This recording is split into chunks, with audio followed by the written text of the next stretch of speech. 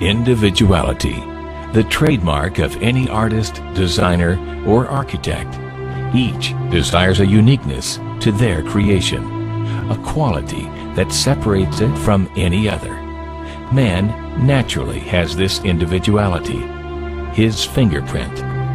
There are 6.5 billion people on the face of the earth, and no two fingerprints are the same.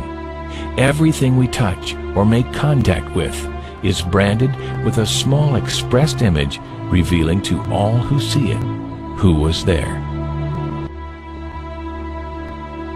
Around 1200 AD, a man named Leonardo Pisano, better known as Fibonacci, discovered a sequence of numbers that created a very interesting pattern. The sequence begins with the numbers 1, 1, 2, 3, 5, 8, 13, 21, 34, and continues indefinitely. Each number is obtained by adding the last two digits together. A rectangle with a length and width of any two of the numbers of this sequence forms what is known as the golden rectangle, a perfect rectangle. A golden rectangle can be broken down into squares the size of the next Fibonacci numbers down and below. If we were to take a perfect or golden rectangle, break it down into smaller squares based on Fibonacci's sequence, and divide each with an arc, the patterns begin to take shape. We begin to see Fibonacci's spiral. The spiral in and of itself is insignificant. Its importance is revealed in where we find it. Take, for example, the sunflower.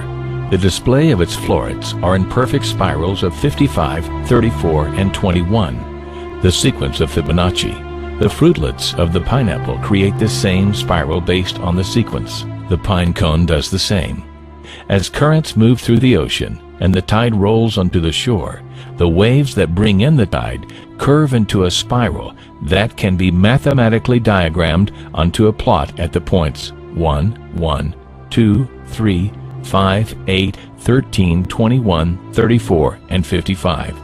Buds on trees, sand dollars, starfish, petals on flowers, and especially the nautilus shell are formed with this exact same blueprint. With each segment of growth, the nautilus adds to itself one more value on Fibonacci's scale.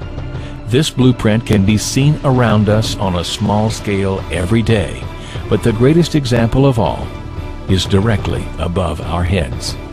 At an average of 100,000 light years across, even the spiral of the galaxies above us are formed with the exact design that the tiny shell is formed. This sequence or blueprint appears to be the trademark of a designer, a proof of a creator, something left behind indicating the one who was there, a fingerprint. As we scan our universe from the tiny flower to the awe-inspiring galaxy, we see the fingerprint of God. As you know, Mother Nature uses all kinds of mathematical languages. That when we go to understand physical phenomena, we generally find that there's some sort of mathematical underpinning to whatever the phenomena is. You know, like the Fibonacci sequence? Just like that series you find in nature? Like the face of a sunflower? Where are the spirals? You see this math everywhere. Encoded data. And it turns out, in fact, all of our senses appear to rely on sort of Fourier transforms, that they all seem to use the same mathematics. So again, here's evidence that the brain uses the same mathematics to decipher the sensory world as are involved in the making of a hologram, which is, as I say, not proof, but compelling evidence that something is going on there. Not only that, it becomes easier to describe with mathematics. As you go deeper and deeper into reality, mathematics becomes the only way to describe reality. There's a conspiracy to hide this information that DNA is a Fibonacci, is an exemplification of this number called, or entity ratio sequence called the golden ratio. The ratio that proves the existence of intelligent design, or the reality of intelligent design of the cosmos. I mean, if you go to the golden ratio site for Wikipedia too on the same theme, They don't mention any of this stuff in nature that we're going to talk about here, that we talked about in the show 2 days ago, and that we're talking about here. They talk about how it's found in architecture and math and all this kind of stuff. They don't discuss it how it's found in the measurements of the human arm. Why not? It's just, I mean, well, I think I'm making, that's the point here. I think that just made sense to me, thinking this through as I say it to you. It has to be a conspiracy. How could all this be overlooked, and how could Wikipedia leave it out? It can't be. It has to be somehow that big money has pushed their influence somehow, and they've had a drive to keep this covered up or something. These can't all be coincidences, and since they're doing that with everything else, it has to be the case that there's some movement to keep this stifled. I mean, why isn't? And here's another piece to add to this. Why isn't this in our education system? We learn all this junk geometry, pea-brain stuff when you take geometry in high school, and they don't teach you about any of this, the golden ratio everywhere in nature. I went through elementary school, high school, college, undergrad degree in college, master's degree, and halfway through PhD, and never was any of this mentioned. And we know who controls the universities, the big money behind it, all the way up to the Illuminati Nephilim controllers. So this can't be, this is planned, okay? Or the branching structure of bronchi in the lungs. Organic growth is often guided by a mathematical ratio stemming from the Fibonacci series.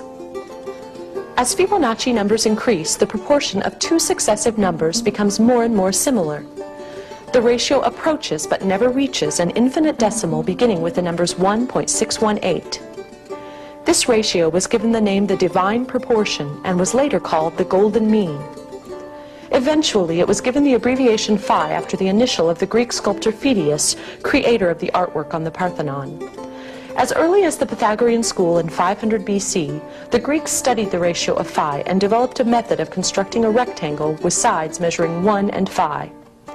With a perfect square, a line from the midpoint, and an arc, they created what was later called a golden rectangle.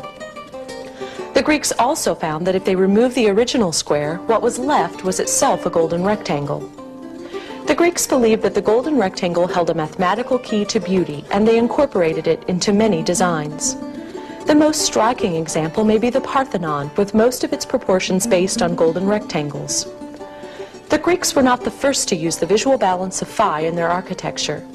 5,000 years ago, the Egyptians based the design of the Great Pyramid of Cheops on golden proportions.